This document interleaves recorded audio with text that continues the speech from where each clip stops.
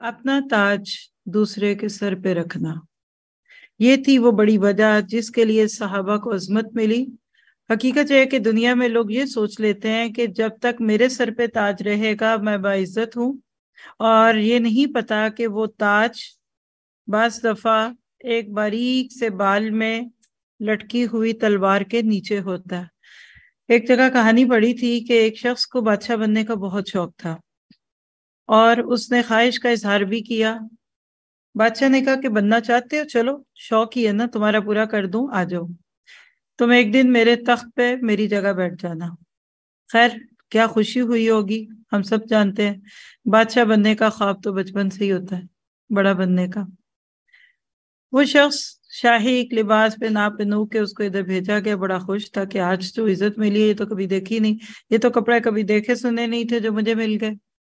جب وہ اس پورے آڈینس اور پنڈال میں سے گزار کر تخت یعنی جو بڑا سونچا ہوتا اس پہ رکھا بٹھایا گیا، تو اس کو اوپر بلا کے سیڑھیوں سے چڑھا کے جب اس کرسی پہ سیٹ کیا گیا، جیسے آپ میری کرسی سیٹ کر کے بیٹھے ہیں، خیر یہ تو چھوٹا سا ہے، وہ بڑے سے تخت ہوتے ہیں۔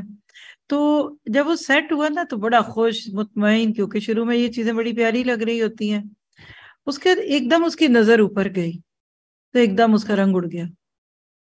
کہنے کا یہ کیا ہے؟ کہا کہ یہ تو ہوتا ہے۔ آپ کہتے کیا تھا؟ ایک بال پتلا سا اور اس کے اندر تلوار لٹک رہی تھی جو بالکل اس کے سر کے اوپر تھی، جیسے کہ اگر میری کرسی کے اوپر ہو۔ ڈر کے ایک دم اٹھ کے کھڑا ہو گیا، کہنے لگا یہ کیا؟ کہنے لگا یاد رکھو جس کے سر پہ تاج ہوتا ہے نا اس کے سر پہ تلوار لٹکتی ہے۔ فوراً اٹھ کے باغ کے اندر چلا گیا، کہے گا مجھے نہیں شوق بادشاہ بننے کا۔ ہمیں بھی بڑا شوق تھا بڑے ہونے کا، شادی ہوگی یہ کریں گے، خود مختار ہو جائیں گے، بڑے اچھے ہو جائیں گے، وہ ہو جائیں گے۔ جب سر پڑی تو پتا چلا کہ کس بھاؤ بکتی ہے۔ تو یاد رکھیے کہ صحابہ کرام اس بات کو سمجھ چکے تھے کہ تاج دوسرے کے سر پہ رہے تو زیادہ اچھا ہے، دیکھنے میں اچھا لگ رہا ہوتا ہے، پیارا ہو رہا ہے، اور جو ڈیزرو کرتا ہے نا اسی کے سر پہ لگتا ہے تاج۔ آپ کو شاید اندازہ ہے کہ نہیں، جو صدر وزیر بنتے ہیں نا مختلف ملکوں کے، پریزیڈنٹ، پرائم منسٹر، جب یہ الیکٹ ہوتے ہیں نا اس کے بعد ان کو پورے کورسز کرائے جاتے ہیں، بڑے بڑے، باڈی لینگویج، چلنا کیسے، بولنا کیسے، تقریر کرنی سکھائی جاتی ہے۔ بڑے معروف قصے ہیں، سنیے۔